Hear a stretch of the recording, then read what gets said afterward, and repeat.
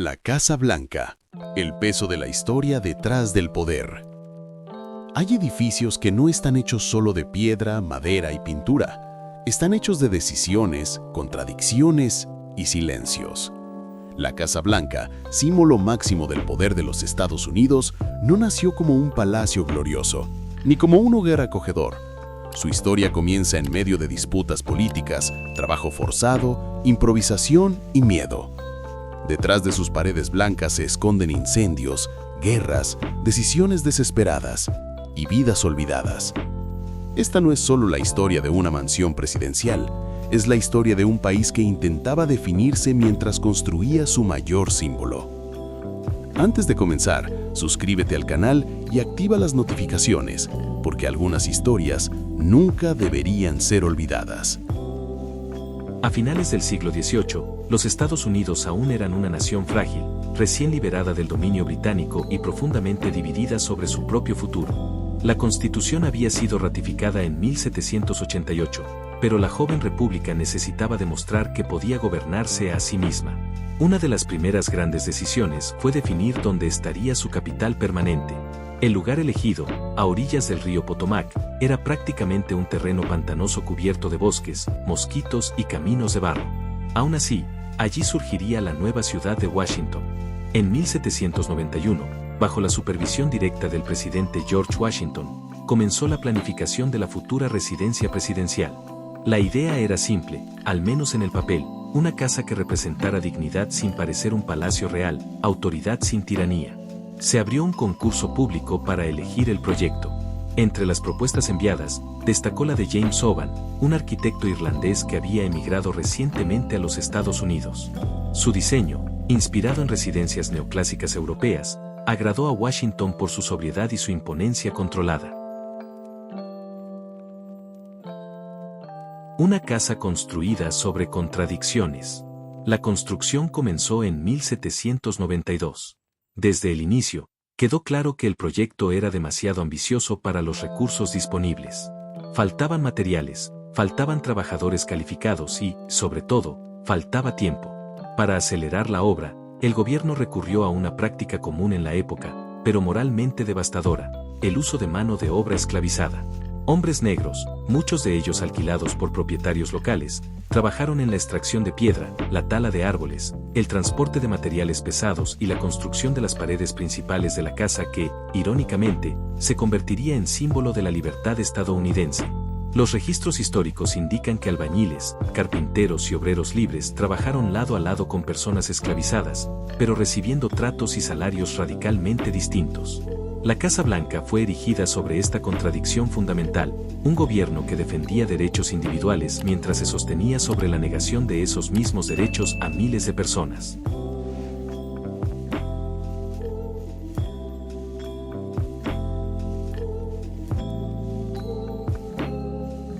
En 1800, la obra aún estaba lejos de concluir. Aún así, el presidente John Adams fue presionado para mudarse a la nueva residencia. Cuando él y su esposa Abigail llegaron, encontraron un edificio frío, húmedo y prácticamente vacío.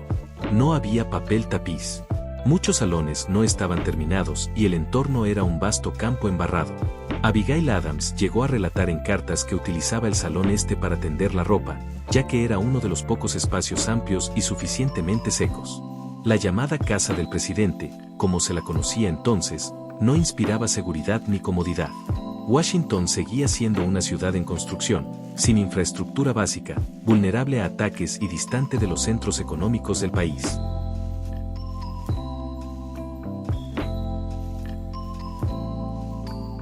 El fuego que humilló a una nación. Esa fragilidad se haría evidente pocos años después. En 1812, los Estados Unidos entraron nuevamente en conflicto con Gran Bretaña. El resentimiento colonial aún era reciente y el poder militar estadounidense estaba lejos de compararse con el británico. En agosto de 1814, tropas inglesas avanzaron sobre Washington casi sin resistencia. La ciudad fue tomada y los edificios gubernamentales se convirtieron en objetivos directos. La noche del 24 de agosto de 1814, la casa del presidente fue incendiada. El fuego consumió el interior, destruyó muebles y documentos, y dejó en pie solo las paredes exteriores de piedra. Dolley Madison, esposa del presidente James Madison, logró huir poco antes, salvando algunos objetos simbólicos, incluido el famoso retrato de George Washington. Cuando el incendio terminó, lo que quedaba no era un palacio, sino una ruina humeante en medio de una capital humillada. Reconstruir para no parecer débiles. La decisión de reconstruir la casa presidencial no fue inmediata ni unánime. Muchos miembros del Congreso defendían trasladar la capital a otra ciudad, como Filadelfia o Nueva York. Washington parecía un experimento fallido. Sin embargo, abandonar la ciudad significaría admitir debilidad frente al enemigo británico. Reconstruir la residencia presidencial se convirtió en un gesto político de resistencia. En 1815, James Madison autorizó la reanudación de las obras. James Oban fue llamado nuevamente para liderar la reconstrucción, reutilizando las paredes de piedra que habían resistido al fuego. Para ocultar las marcas del incendio, las paredes exteriores fueron cubiertas con una gruesa capa de pintura blanca a base de calorías. Con el tiempo, esa característica visual se volvería tan emblemática que el nombre Casa Blanca pasaría a usarse popularmente, mucho antes de convertirse en oficial. Guerra civil, luto y desgaste. Durante el siglo XIX, la Casa Blanca fue escenario de tragedias personales. Presidentes perdieron hijos dentro de sus muros. Primeras damas enfrentaron largos periodos de aislamiento y depresión. Decisiones tomadas en sus salones costaron miles de vidas en campos de batalla lejanos. Durante la Guerra Civil estadounidense, esta sensación se intensificó.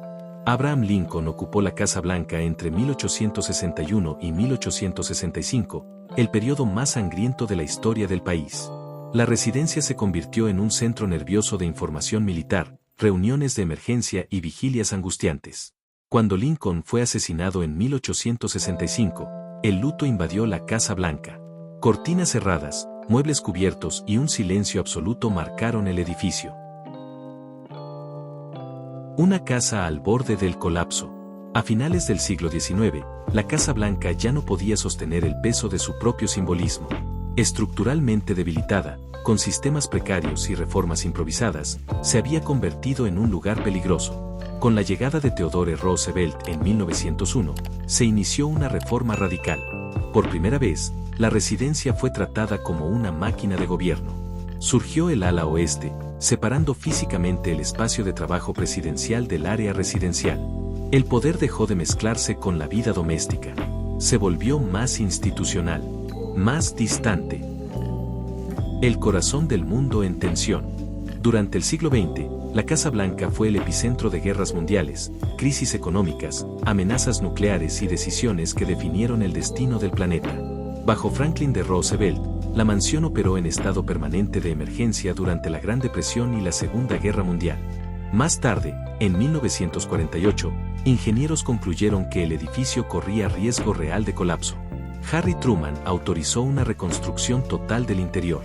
Solo las paredes exteriores permanecieron. El corazón del edificio fue completamente reemplazado. En el siglo XXI, la Casa Blanca se transformó en una fortaleza. Tras los atentados del 11 de septiembre de 2001, su entorno fue militarizado y el acceso se volvió extremadamente restringido. Con la elección de Barack Obama, el edificio volvió a cargar un simbolismo histórico profundo, un hombre negro ocupando una casa construida en parte por personas esclavizadas.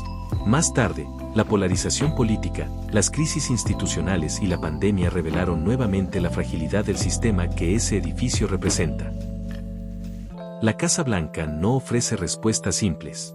No garantiza coherencia. No promete justicia. Ella observa. Acumula decisiones. Guarda silencios. Mientras exista un país intentando definirse, la Casa Blanca permanecerá allí, absorbiendo conflictos, errores y consecuencias. No como un monumento de certezas, sino como un recordatorio permanente de que el poder es frágil, transitorio y profundamente humano. Sus muros blancos siguen en pie, no por ser inmaculados, sino porque aprendieron a soportar el peso de la historia.